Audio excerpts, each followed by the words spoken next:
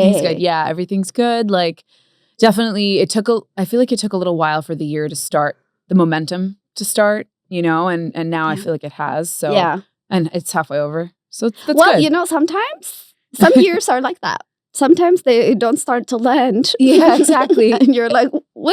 Yeah, like New Year, New Me. And it's like New Year. Yeah, I know. Yay. I know. Yeah, but yeah. It's things are definitely better. I feel like I don't like to say that I'm seasonally inclined because I've lived in New York for so long, and I like to be the person who's like, I can get through any season. I'm so seasonally, but seasonally unwell. Yeah, in the winter months. It's gotten worse as I've gotten older. To be fair, yeah. I don't know if when I was a kid I was just distracted and / like not still enough to experience it, but like as an adult, and I think working from home, that made a massive difference for me. Where I'm like, every day it's dark and cold. Right. Yeah. I also feel like it's just rainier now than it was when we were younger. Yeah. Right? Yeah. But less snowy, so, you know, balance. True. I'm sure there's no reason for that. I'm sure there's no pattern that would indicate that this is not great. No, definitely not. This is just so random. It's probably in our heads. Exactly. Yeah. Okay, cool. Yeah. I'm glad your year feels like it is starting. Yes. It is spring. Do you know what I mean? Spring. It's spring. A refresh. Exactly. A new beginning. Exactly. Yay. Are you a flower babe? Do you like flowers? You know, I think I am. Like, it's funny, my mom... Not just being like admitting to yourself. Yeah. Coming out as a flower. I think I am. Like, I think when I'm not given flowers, I'm upset. And I think that's when I realized that I am a petty girl who needs flowers. Like, sometimes maybe I'm not petty. That's what...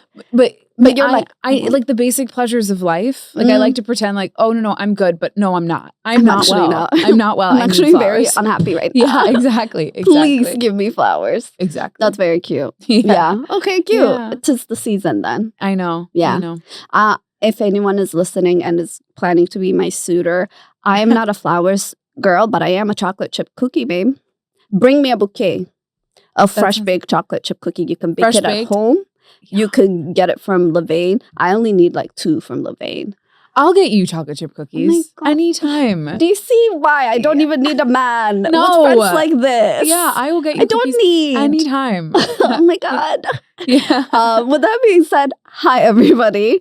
I am Alkirani Jamal. Welcome to our new podcast where we talk about first-time experiences. And today we have the stunning, the beautiful, the multi-talented Nikita. Hi. Hi. Everybody say hi. Thank you for coming once again. Thank you for having me.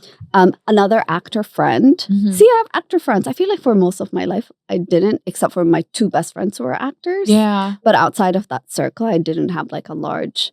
But I feel like in the past 2 years, I've been meeting more actors that I get along with. And that's very cute for me. I met Nikita through our friend Anisha, who was here a few podcasts ago. And that's how we met. And she's an actress. She's also a DJ. Which, you know, it's about first time experiences. So like DJing is a very like different skill, I feel like, that you pick up. Yeah. Did you pick that up during the pandemic? I did. I mean, no, it was more during the strike. Ooh. Yeah, it was more during the strike. The SAG strike, the actors strike, for those of you who don't delve into this world, because why would you? Right. Low-key hell, but we love it. Yeah. No, exactly. Wait, I didn't realize it was that new. Yeah, it's really, really new. Brand new. It was just something that I always wanted to learn. And I found myself in college dating DJs, and I was like, okay, there's something here. We all have that era. Don't judge her. Like, it was a phase, and I'm like, something's going on here. Like, I think maybe I'm just really excited and passionate about this. Yeah, amazing. Yeah, you were attracted to what they're doing more than who they were. No, that's exactly what it was. Like, I think I just found it so cool that they were doing it. Like, personality did not matter. It was the fact that they were. Yeah, no, you're like, I think I want to be the man. No, exactly. That's what it was. And so for years, I've always had such a varied and global taste in music, especially, you know, like growing up Indian and then just being exposed to so much living in New York City. And I got classes during the strike. And it was the first time I was actually... I didn't know you got classes. Yeah. Mind y'all, this is not her first time experience, but I just wanted to touch on that because that is a thing she learned very recently. Yeah, so, and it was like definitely my first passion project. Like I've done where I'm not trying to pursue it for a career. And it was truly like my first hobby. And I was like, I want to go into this genuinely just because I think I'm going to love it. I love that. Yeah. And I also did. I feel like a lot of adults are so hesitant to try something new. Yeah. As in like truly delve in. Like I feel like we all have like, these are 3 things I really want to learn one day. And then very rarely do we go back and like try it. And take classes and pursue it and then do it. Yeah. And she's fully playing sets, guys. This is not like she took the class and then she goes at her house, like in the privacy of her home. She's out there.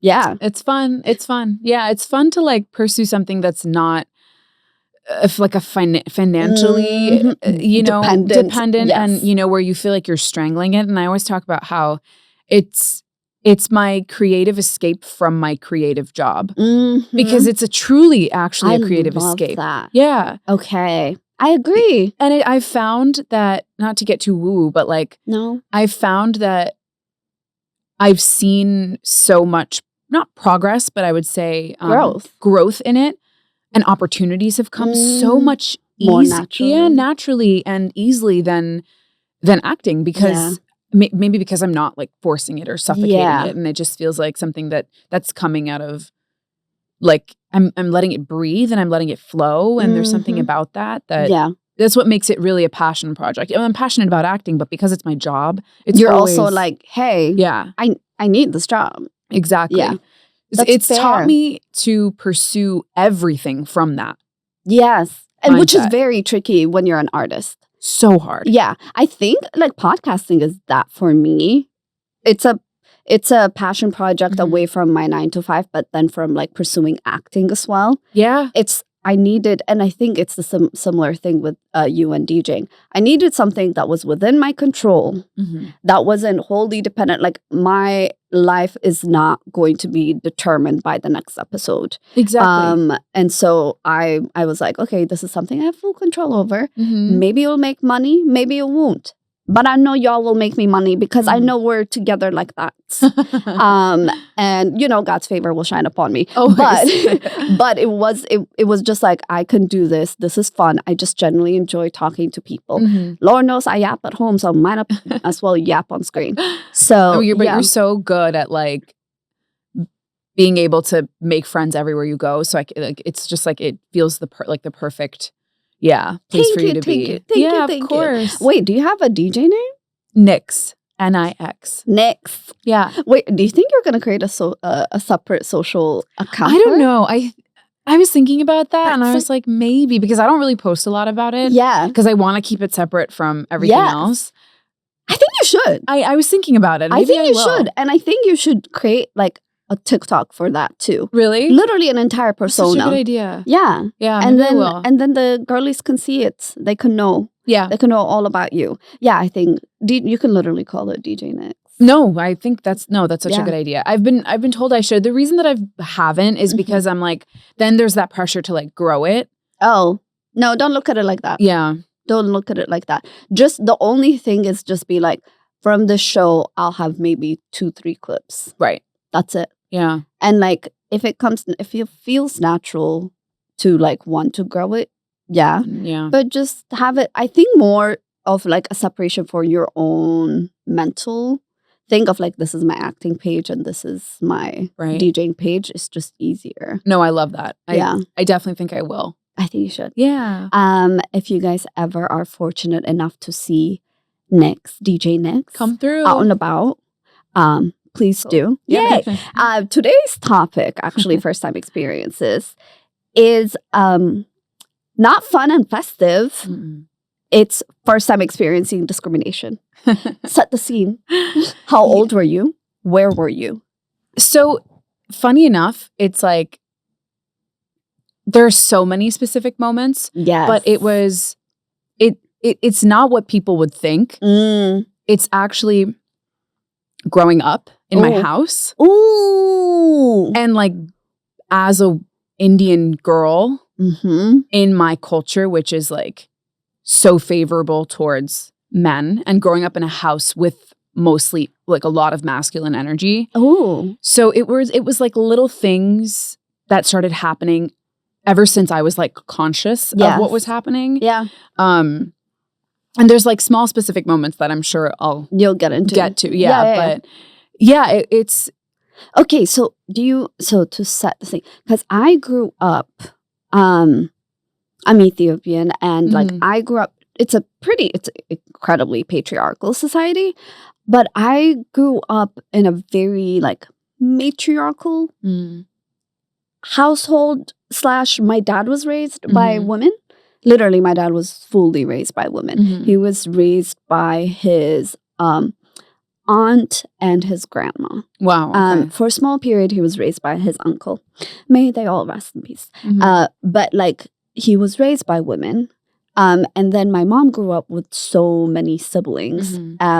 They were men, but like the women just kind of dominated the force. And then me and my sisters, the other day I was thinking about what the experience was for my brothers growing up, because I was talking to people about men and toilet seats and the pee that they leave. And I'm like, if you actually think that I will not burn you, I could do a podcast just on that. Oh my God. Just on that. I'm just like, what is it? Because I know you see it because you have eyes. Yeah. Because I know you see random things. Yeah. So what is this? But then I was like, but growing up, we didn't have that issue with my brothers. Right. And I was like, it's because they were terrified of my older sisters because they will fight them. That's amazing. Yeah. So like, it was a different energy. But within that, there were still like, I would get in fights with my dad because he would expect the girls to like do the dishes, take the food, prepare the food, whatever. And he would never outwardly say it to the boys.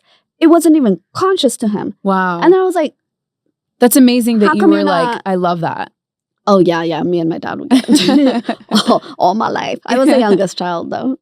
No, that's awesome. Like, I love that you were speaking back and speaking up, because I wanted to, I was like that too, but this is also all part of it, right? Like behavioral, like when there were behavioral issues with all of us, they were more pointed out for me because there was an expectation of how girls are supposed to behave. Whereas there's no expectation of how boys are supposed to behave. And so my brothers were kind of able to, even when my mom was really strict. So they weren't able to get away with anything, but there was a little bit more freedom, I would say. Yes. In terms of like household chores, my mom was really good about like making it even. Oh, wow. Which is great because, we talk about it now and my brothers are really good cooks. Like they're both really clean. Yeah. And it's because my mom was like equally would distribute household chores, but there was like, there was so much in terms of like,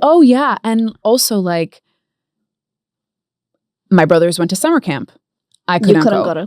My younger brother was able to like go on trips with his friends at a very young age. I wasn't able to go. Like in terms of like girls, hanging out with girls. Oh my gosh, that was a huge thing. Like there was never anyone stopping them from hanging out with girls, going on dates, like which is insane. Yeah. Because that would definitely not apply to you. Oh my God. Like there's like that story that Indian girls are always talking about, how at when they're in high school and like college, they're not allowed to talk to anybody and they have to hide relationships from their parents. Yes. But the second you graduate, it's like, so when are you getting married?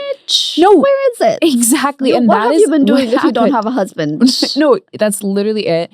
And me and my cousins, like we all talk about this because there wasn't, I remember when I was like 16, this boy like asked me to go see a movie with him. Okay. And my mom was away at the time. I think she was like visiting her side of the family and it was just me and my dad at home and my brothers were both away. My younger brother was like away with his friends. Okay. At like some teen tour or something that God bless. Yeah, I would never have been allowed to do. No. And my older brother was away at some camp and it was just me. And actually I was sent to this like the Abbey behavioral camp that was in the basement of a church. That's insane. It was insane. And it was like, wait, why? I I don't even know. Was there an event where they're nothing ever happened? She's unwell. Nothing ever happened. It was just a just in case behavioral camp. It was just that I was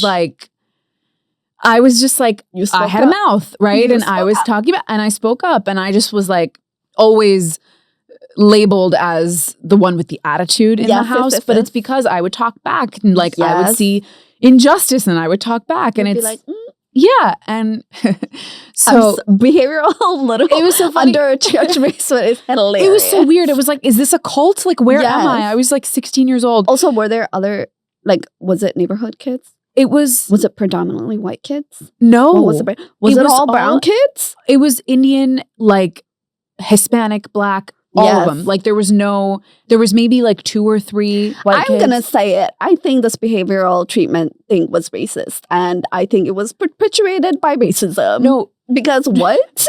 It was the weirdest and sexism. Yeah. And it was like teaching kids. I think it was a behavioral camp, but it was dubbed a leadership camp, and to teach kids how to be leaders. Okay. But we would like sit in circles and talk about like events in our life that made and why we reacted the way we did. Okay. And people were talking about like really tragic things that happened to them. And I was like, it's amazing that there's this space being created for people to talk about their life. I take back the racism now, guys. It's therapy. It was like therapy, but it was also teaching people how to behave because of what they'd been through. And I'm like, I don't know if I should be here. Should I be here? You know, that's how it felt. And in a way, I'm grateful for it because I was exposed to people's stories and friendships and how long was people it? that I had never been around, right? Yeah. And like I came from a big Indian family, and I had just been around, like I was so sheltered, and I'd been around like people in my high school and people and my family, because my parents didn't ever let me do anything. Yes. So it was amazing. Yeah. It was amazing to meet people from towns that were like close to mine that I would have never been exposed to otherwise. So in a way, it was all like the problematic kids. Which is crazy because none of them were problematic. They were all awesome. And yeah, it was great. Like these kids were so cool. Oh my gosh. How long was this? It was the whole summer. You had to be there at like 7 a.m. It's like a cute, like 2 session. No, it was like 6 2 session months. math. It was like 2 months. It's a long time. Yeah, it was like driving distance from my house. Wow. And I just remember I was like, all my cousins were at this like summer camp with my brother, and they were all having the best grand old time of their entire lives. Yeah. And I was in this like behavioral leadership camp. Oh my God. Yeah, with these awesome kids. Like they were great. Yeah, but you're like, why are we here? Yeah, exactly. Why are any of us here? Yeah. And then I remember a boy from that camp asked me on a date. From that camp. It was a boy from that camp, and he was great. He was so cute. He was wonderful. And he asked me on a date. He asked me to go to the movies with him. Okay. And I went home and I asked my dad, and he freaked out. I'm sure he was like, well, first and foremost, absolutely not. Yeah, absolutely not. And then I was like, we're just going to the movies. Like, it's not, you could drop me off and pick me up.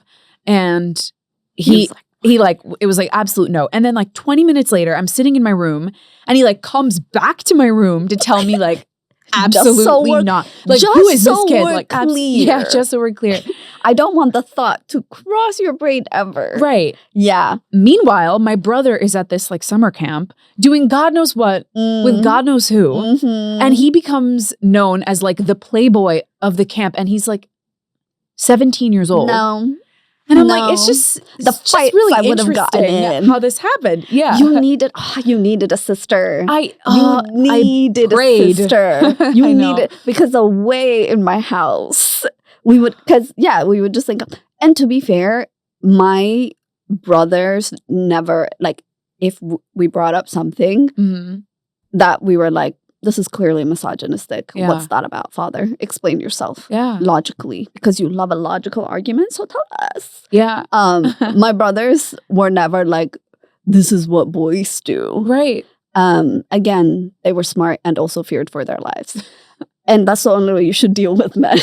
Yep. Give them some fear, and hopefully they have some sense. Yeah. I think you needed a sister. Because my sisters would like, shout out to my one sister, my second oldest sister, who broke all of the rules and like was considered like this wild child. And like, she was like so bad and whatever. Mind you, she was responsible for the entire household. Wow. She was the one where like, when my parents were like actually in a pinch, they're like, okay, you have the keys to the entire house. You have the key to the safe. You're the most responsible one. You get called for all emergencies, whatever. Yeah. But she's also considered the problem child. Yeah. Because she would be out. She would like hang out with a bunch of people. Everyone was so scared of her. She's 4'11" years old. And if you breathe hard enough, she will blow away. But she had a mouth on her. Oh my God. And she wasn't afraid to throw a rock. And that's all you need sometimes. That's amazing. Yeah. I always wished that like I had an older sister somewhere. A sister. Because you needed someone to team up with you. Because when you're the lone voice, you do start being like, so is it just me? Yeah. Like I'm the crazy one who's pointing these things out? Mm-hmm. Yeah. That's exactly what it was. And it was a lot of that. It was a lot of just the differences between how a woman or a girl is supposed to act and the standards that she's held to as opposed to boys. And you have so many siblings, so you get it. And it was a lot of that. And I still see that today. And it's funny, like when we would get into fights and like I would start fighting with my parents, like I would be told that I'm never going to find a husband if I speak the way that I do. And it's just funny because my husband hears me speak the way I do all the time. You speaking like that next to your husband. Yeah. And I don't know if he likes it all the time, but what's that? No, you fighting with your parents, being like, and look, and guess what? And one more thing. Yeah. Look at me with my husband. No, exactly. That's how I feel. Yeah. But, did that like was there first of all, so you never went on that date? Never went on the date. I think also you're so sweet and like I feel like you're a rule follower. Yeah. And so I think you weren't lying enough. Mm-hmm. Probably. And I was quite like, I didn't like to lie. It's just like, it's not even that I don't like to lie. It just is a lot of work and I don't like that. Yeah. But I knew like me and my siblings kind of just made a decision that we're like, it's just certain things my parents are just not going to agree with. Right. And that's okay. And that's their right. My responsibility is to live my life and make sure that I don't die stupidly. Yeah. And then lie to them. And it is what it is. It's just simply is what it is. I won't do anything that risks my life. Right. And or even like, I'm not going to do, like, I wasn't doing like drugs or anything. Yeah. Or like, no shady. Like I wasn't getting in a car with drunk people, whatever. Because I was like, this is a risk of me dying. And like, that would be so dramatic. But there were certain things where I was just like, I'm just going to lie to your face. And that's okay. That's awesome. Because that's what you need for you to feel secure about me and my safety. Mm-hmm. But I got to live life a little in it. So. No, that's, I wish I did that more. Yeah. I did that once where I threw a party senior year. I feel like I was finally becoming rebellious. Yes. And senior year. See, that behavioral it worked. Didn't work that hard because she threw a party. Yeah, eventually. This was like after I was like, you know what? It is what it is. I'm going to do I'm going to live my life. And I threw a party in my parents' basement when they were away. And it was huge. Like everyone from my grade in high school showed up. Like it was so bad. People were trying to get in. Girls that I did not like were trying to get in. And what I was like, I'm not letting you guys in. And they were like, we're going to call the cops if you don't listen. So I had to let them in. Okay, well, then come in. Jesus. Yeah, no, exactly. Why do you have to suck? It was like crazy. That's insane. It was crazy. I'm so happy for you. The anxiety, I'm sure. Did you feel anxious? I did, but I knew my parents like wouldn't find out. Oh. And they never did. And then it's funny, like I threw a second party. If your brothers are watching this, please be cool. Don't bring this up. I think they know. They definitely know about it. I actually eventually told my parents about it. Oh. But a couple months later, my mom helped me throw another party. And I was like, so I didn't actually need to lie about it. But because it was under her supervision, she was okay cool with it. You know what I realized? A lot of what I realized is like, our parents are also just figuring it out. Yeah, they are. And I know that my dad, like a lot of the protection and this like discrimination that they don't even mean to Yes, they don't want to hurt you. Yeah, they don't want to hurt you. It's just like it comes from fear, and that's what all discrimination comes from. It comes from fear of the unknown of what's going to happen, and they were trying to protect me, but I do think it becomes really internal. Yeah, and also just like I still see it. I still see it with me and my husband, like the expectations of what a daughter-in-law is supposed to, as opposed to the son-in-law who can get away with full murder. He can get away with anything. Yes. It's crazy. He's a good boy. Yeah, he's amazing, but he's doing his best. Men are always doing their best when it comes to stuff like that. It's like, well, he's had a lot of stress at work. No, that's exactly what it is. Like that's what we're not understanding. Right. Women will literally give birth and nearly die, and then be like, but you haven't been cooking as much as you should have. Exactly. It's like, are we all right? Yeah. I remember, again, because we would get into fights. I was getting older. I was in high school or whatever, and it was a conversation about cooking. And I got how are you going to feed your husband if you don't cook? And I don't even know if it was I think it was my dad who said it. I turned and I said, he can starve to death. I will watch him die in front of me if he cannot get up and make food himself. And then I was like, I would also never marry somebody who's that. I literally was like, I would never marry somebody that incompetent. My dad was just like, I know he regrets raising a daughter with so much free will. Wow, no way. It's gone back to him so much. But yeah, because I was just like, what? And then I refused to learn to cook. I was like, I won't do it. That's not healthy. Don't do that. Learn to cook because you have to live with yourself. And you don't want to eat bad food.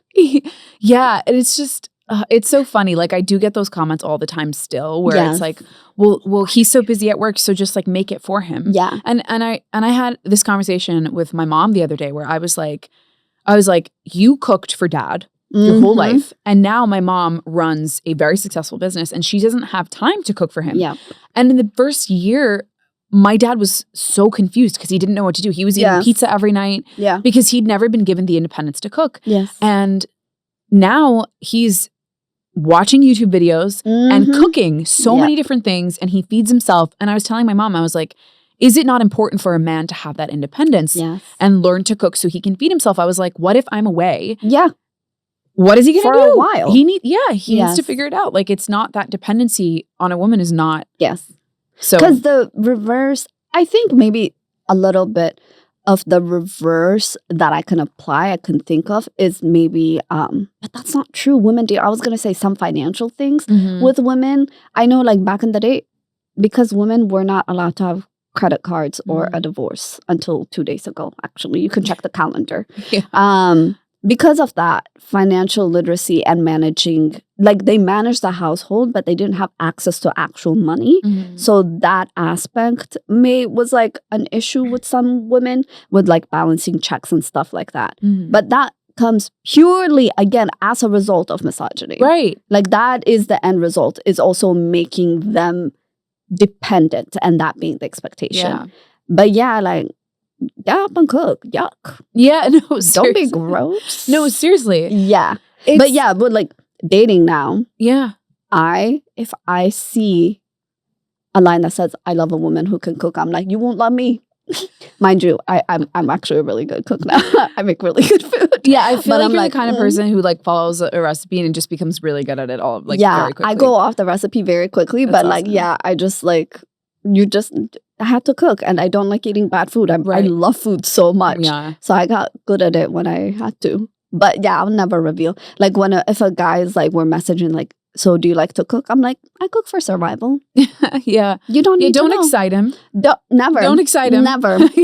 No. Because why are you asking these questions? Because he's going to show up and expect it. Yeah. You should have asked me if I like to eat food. Yeah. Because then I would have been excited. Yeah. Yeah. Exactly. Yeah. But I think with this, right, it's also like when you grow up like this, you take that with you. You grew up in such a sheltered way, then you go off to NYU of all places in the world and you have to figure out who the fuck you are. Yeah. And like navigate that, like the cultural differences and navigating that space. How was that for you? So that's exactly it. Like I I got so used to filtering myself, especially with the behavior stuff. Like, I remember I was on a trip with my cousins, and I have a really big family. And Cindy's are very, they're very, I wouldn't even say patriarchal, but they're very focused on like success and business. And these are like inherently topics that men tend to talk about. And so it just so happened that in my family, like, men were treated to be a little bit more, they were taken a little bit more seriously. And I would say, like, my dad was very, very supportive of me. And like, he, in a way, like, the discrimination worked for me because I was able to pursue an artistic career, whereas I don't know if my brothers would have had the same support. That reverse. Yeah, and I'm so aware of that. Like, I am also aware of how, when I can take advantage of the system. But you gotta do it when you can. Yeah, exactly. But yeah, he was really supportive, and he also was always educating me and cluing me into like his business and like things about that. So in that way, I did feel like I was treated as a third son in my family. But which is when it came to like behavioral stuff, for example, I was on a trip with my family and my cousins, and me and one of my cousins got into a fight because he was like throwing water at it was something really dumb. Stupid. Something dumb. And I remember I kept telling him to stop. And he wouldn't listen to me. And then I screamed at him. And I remember I overheard people saying on that trip that she's crazy because I screamed at him. And it wasn't because of his behavior of violently throwing water. Why did she scream? Why would she scream? Right, like, no one oh my God, she's crazy, because of her reaction. But it wasn't that, like, for the 20 minutes prior to that when I was getting water thrown at me, there was no, And it's things like that has made me second guess my reaction to everything. And it still affects me to this day. I talk to my friends about it all the time, where I'm like, am I having a normal reaction to this, or is this a dramatic reaction? Because my whole life I've been told to it's always just. And it's this type of discrimination that you grow up with as a girl. Fucks with your head. And it completely fucks with your head. And even now, like, to this day, even though you would think after all 30, all these turns around the sun. Yeah, and therapy and like all this stuff, that you would trust yourself more. Yeah. But I think it's still a journey for me. Yeah. To be able to, and I remember when I went to college, like, I didn't know who I was. I didn't know who I was. Like, I grew up in a house that was not feminine at all. Like, everyone in my house was like pretty masculine, and I was too. Yeah. My mom never like took me shopping or anything like that. Like, we didn't get our nails done. Like, it was very, and I loved who I was. But going to college, I think I was still trying to figure out, like, this is how I should be. Like, I should be a feminine version of myself in order to be attractive. I think it's also interesting because, again, you like grew up in a very masculine environment but then were expected to be fully feminine. Yeah. Without anything to support that. Exactly. Right? Like, there's no, how are we doing this? Right. Which, again, double-edged sword, because that could have been like, you could have grown up in that environment and been like princess, like Barbie treatment in like you're a doll and nothing is expected of you, and you're just a pretty girl, and you sit there and you be quiet, which I would argue is worse. Yeah, totally. So, but like within this, that you can't win within this environment either, because it's like, but we're all bros. Like, that's what it is, and I think my parents, in my parents' head, they gave us more freedom than they ever experienced in their life. That's the thing with immigrant parents. They are genuinely doing their best and are giving a better life. But that's not, it is a better life, and then we'll do better, but that doesn't, there are notes. There's just many notes. There's so many notes. And I don't know that if I'm to have a child that I would do any better. I think I would try, but I think there's that generational stuff that gets passed along no matter how hard. Yes. Like, I know what my mom experienced, being stifled from being able to have a career when she was young and she had to get married. And I know that for her, like, she wanted to make sure that her kids like were not distracted by like, especially her daughter. Like she did not want me to be distracted by like anything besides what school because she wanted me to have the freedom. So now that I'm older, I like understand where it comes from. Yeah. But it doesn't make the experience of it any better. It just doesn't. Understanding does not make, right. It still is what it is. Yeah. I think, that's really tricky. I think it's also like, again, shout outs to our parents because they've literally done so much in a lot of ways. But I think the other dance, when you said like if I were to have a kid, the other dance you have to dance as a parent is you also have to raise a kid that would fit into their own family. You don't want them to be, because your parents didn't want to hear other people whispering that you're the crazy one, so which is a part of the pressure that has them being like, just be quiet and be cool. Yeah. And these are the expectations and stuff. It takes a lot of bravery to break away from that. But I think as a parent, you have to negotiate if that is, something you're willing to risk. Completely. Like when you have a kid that is different. It can be different in a lot of ways, but that is different. Like, do you work to make sure they fit into that world? Or do you do you work to make sure that like they can be independent and as happy as possible? Yeah. And then that risks them being ostracized. It's funny. I think also now we are a lot less inclined to make decisions based upon what we think other people will think. Yes. Whereas back then, and we talk about this in my house so much, and me and my brothers talk about this a lot, where it's like that generation would also have this, they want to keep the family together. Yeah, at any cost. At any cost, and no matter what's happening. Yeah. Yeah. And I think the way you're perceived was a lot more important to them, to some of them. I wouldn't say all of them. I wouldn't make that general. But whereas for us nowadays, like I would hope that if I have a kid, like I would be able to, I wouldn't have to put that on the kid where you should behave in a certain way because of how other people are viewing you or viewing us. Yeah. I think because we're also more aware of it. I don't know that they were aware of it. I think we are. Yeah. I think that is the other thing, right? Like not just having access to therapy and access to social media and everything. Our world is so much larger than theirs ever was. And the way we interact with people and the way that familial relationships are viewed is drastically different than theirs was. And then also the difference in growing up in a fully Western, like being raised in a fully Western culture is different. And that is something they didn't experience. They became adults somewhere else. Right. And the cost of things were much higher. Yeah. The cost of being different are far riskier in that era and where they grow up. Totally. So I think that's the part of it. But at the same time, like, gotta try to break all the curses, the generational curses. You just gotta try. Yeah. You have to try. Yeah. It's funny. Again, like my dad did his master's on the importance and the wisdom of financing women-owned businesses and starting them in developmental countries. That's amazing. In Ethiopia, because he worked for a nonprofit and he got grants and like they invested in women. It is the most impactful change you can have in a developmental region.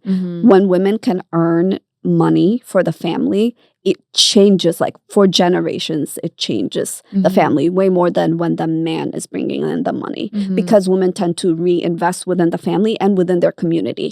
Like they've done, I think, an experiment where like they've given the money to different women and like to plant seeds and everything. And they noticed like if the crop for one woman in the neighborhood goes bad, the other women will share from their crops and things like that. And the men don't tend to do that. So as a whole, the community does better. That's why we got the world we're living in right now. You all had power for all these thousands of years. Look where we are. Yeah. So he did all of that. And I find it so fascinating. Even with a man who's like so clearly seeing the inequities and like can pinpoint, he still had these things of like, this is the way things are. And I'm just like, what? Cooking? Like, are you real? Yeah. Are you real? Because you're the same person who talks about the strain women have who are like working and give birth and whatever. But you want to chat here with your daughters and be like, you should know how to cook.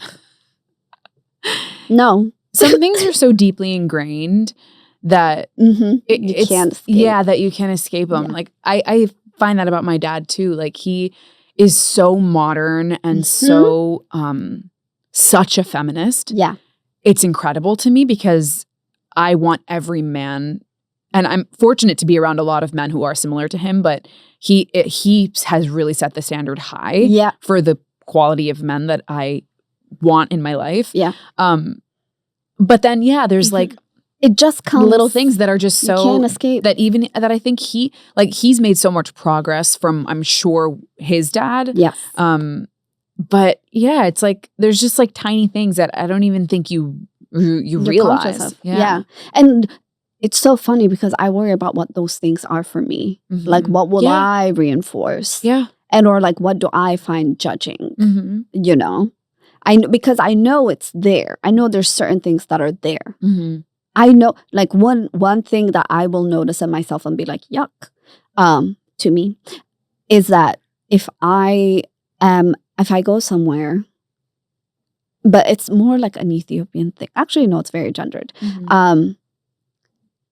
If we go on a trip or if I go to someone's house or whatever, and I notice that I noticed this more about the women, if they don't offer to help with anything and they just sit there the whole time, it bothers me.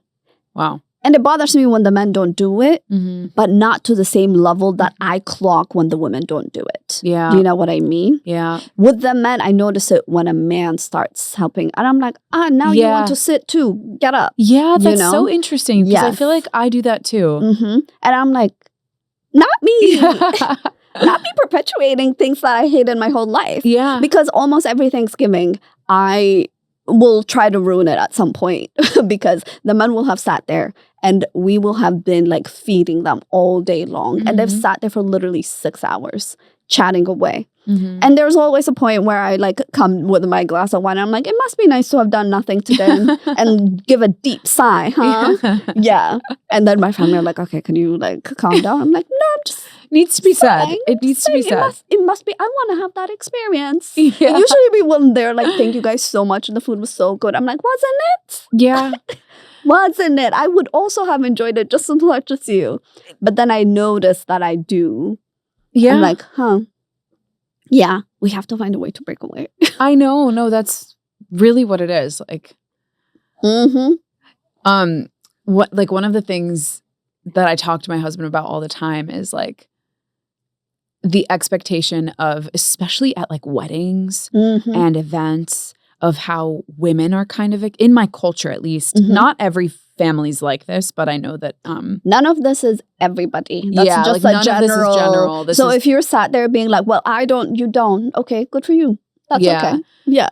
For us, it's like women are judged based upon like how they look, how their hair is done, how their makeup's done, how they dress, and like what brands they're wearing and things like that. And I wouldn't say as much in my immediate family. It's more of a culture that I've seen in where my husband's from. But yeah, like the expectation of how the woman should woman should present herself, as opposed to like my husband can wear whatever he wants and just pick out whatever. Whereas like for us, it's like, okay, you're in getting your hair done now, your makeup done now, and then like, you know, these are all the outfits and this is all of what you're gonna, you know, and what bags are you gonna carry? And it's a lot of that. It's just so it's so different, especially coming from a house where we didn't do any of this. Yeah. You know, and even my mom, like she was not interested in like anything that was like hyper feminine at all. Yeah. And in a way I thank her because now those things are not that important to me. Those like materialistic things and those showy things are not important to me. But it's just so different. Like the way you can navigate the pressure that's on us as opposed to the pressure that's on them. And that goes like, that's applied throughout. I mean, that's a part of what like pretty privilege why that exists as well, that like gets translated in that. But like performing femininity is a massive part of like existing in this world. And then like, and then there are people who will literally be like, oh, you don't do all these things. Yeah. And like feel genuinely a type of way instead of being like, oh, that's not for you and that's cool. That's hard. My family was not with all these girls, we were never super that's great. Hyper feminine. That's great. We were never that. Yeah.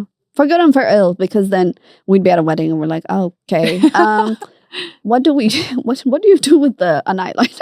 No, exactly. Like, we had to learn things like real quick. Shout out to all the girlies that taught us, though. Yes. The girls who were like, girl, I got you because you are a mess. So we're going to fix this real quick. Yes. Shout out to the girlies. Like, literally, Anisha was showing me a lipstick that she uses that looks so good on her. Twins. Yeah. And I was like, these are the ladies I need in my life to show me these things. Like Anuja did my homecoming makeup and would have done my prom makeup if need be, because I would literally I showed up to their house and I'm like, I'm just as God made me vibes. And like, I wouldn't care.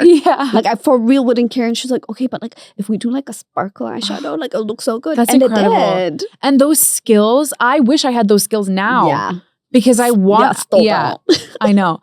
But did you ever experience, I don't know if any of your siblings experience this, but I definitely have this where as the woman, you feel like it's your job to kind of keep everything together and like be the normal one. Like when both of my brothers are going insane, like I'm kind of expected to be the stable one and like the normal one. Absolutely. Also, like anything that happens within the family, the women are expected to be the ones showing up and doing, making all the sacrifices. All of the sacrifices. Like my parents are not calling any of the boys for anything first. Exactly. It would never cross their mind. Not once. To call the boys and be like, okay, what are we going to do? It's always going to go through usually my second sister first. And then she has to be responsible for wrangling all of us. But it always falls on my sisters and I to navigate the emotional and technical thing. And then what the guys get is like a very specific task. You can have do this. Yeah. But all of it is your responsibility. That reminds me so much of how when growing up, my parents would throw like parties in the house, or they would have birthdays for my brother, my older brother, and I was kind of expected to be. I remember my mom once said to me, and she, bless her heart, did not do it on purpose, but she said to me, "Okay, you're going to be my waitress for the night." And I was picking people's plates, putting them in the dishwasher, like pouring people drinks, bringing the men. Having a good time. And I remember the host. And at first, I remember thinking like, oh, I'm so helpful. Like, oh, this is great. I'm so helpful. I get to be the one who's like helping everybody. And then one day I woke up and I was like, after years of this, years of being expected to like wait on my brother, my brother's friends, my dad, my dad's friends, my mom, my mom's friends, like being look how good my daughter is, that kind of thing. Yes. And I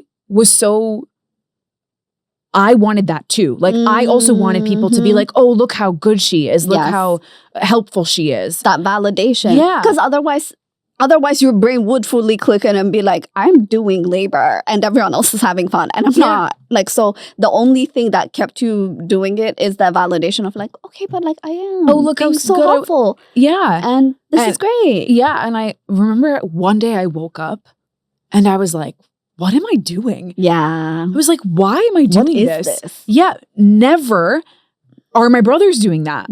When, I mean, like maybe for their own parties, they'll maybe help a little bit, but like, not during, not after. Maybe they'll help set up, but not during, not after. No. Like the expectation is for me to be helping because I'm the daughter and I'm the girl of the house.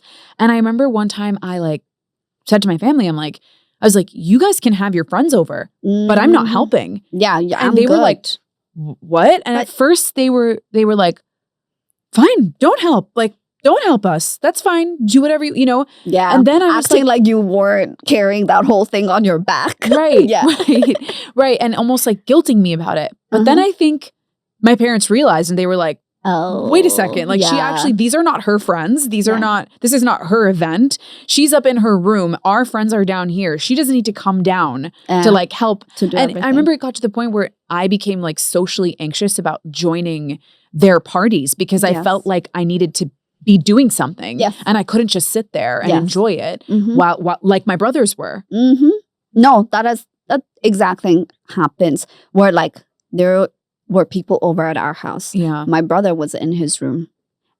And my parents, of course, didn't call him. But I was expected to come down, greet people, and then also just generally help out. Yeah. And I mean, I think the other aspect of this was like, I knew if I wasn't helping, my mom would be by herself. And then there's also that guilt. Yeah. Oh, that guilt will get you as a woman. Oh, it will. This literally happened the other day. Not to throw my brother under the bus, but I was home and he was home watching my dog, and I mean my parents were like on their way home because they were away for the weekend, and I get to the house and he's there. We're both there for an hour, and then he leaves the house in a mess. There's like dishes all over the sink. That's so women would you just wouldn't do that as a daughter. Like you just don't do that in a foreign parent household. I don't know what white folk got going on, and God bless. But yeah, like that's not. And I remember having an internal conflict with myself where I was like, I can either clean this up so my parents don't have to, and then the guilt of like my parents coming home and seeing dirty dishes and then them getting annoyed and then them having to stand up and do it. Or I was like, or let this be a lesson to my parents when they get home that they should tell my brother to clean up after himself. To clean up. Guess what I did? Of course you cleaned. Because it's just like, you're like, it's not even worth it at this point. Like, it's annoying. Because I know what's going to happen. They're not going to say anything to him. They're going to end up cleaning it up. And and they've had a long day and probably tired. It's fine. Yeah, that guilt will get you. Oh. It will get you. Yeah. Yeah. But these are all the reasons why I am a terror to men and all living creatures in reality is to make up for all of these things. Yeah, because you carry it with you. It's like now rage. When I'm at weddings or whatever, when cleanup starts, I target men. And I'm like, get up. Get up, help. I'll be like, what are you? Put your drink down. It's okay. Oh my God. Get up. I need to like, there's a trash bag. Yeah. You don't have to worry. There's things to... Do you want me to point out? You see that living room, yeah? Pick up everything you see. I am like a terror. I love and my friends know.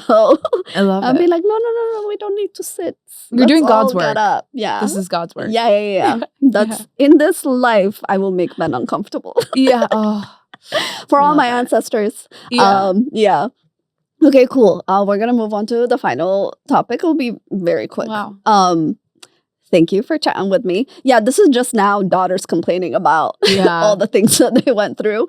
But I'm sure I didn't intend for it to be that way. No, but it just like but that's where it's learned, and that is where you see it the most in reality. Yeah, it's just the micro is what has been, blown out into society. Yeah, and also how it still affects your identity. Like, yes, that's what really through life.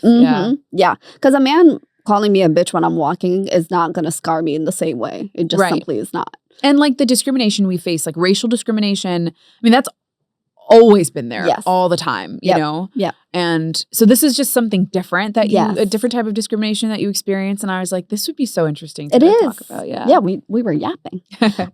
Okay, we're going to move on to the last segment called Who All Gonna Be There? Okay. You said your favorite TV show, one of your favorite TV shows is Ted Lasso. Yeah. Yeah. You got married several years ago. The most beautiful Instagram wedding I've ever attended virtually. Stunning, like Jesus. Thank you. And the most stunning bride you guys have never seen. So pretty. I'm obsessed with every look you had. But you're doing your wedding and you could invite 4 people from Ted Lasso.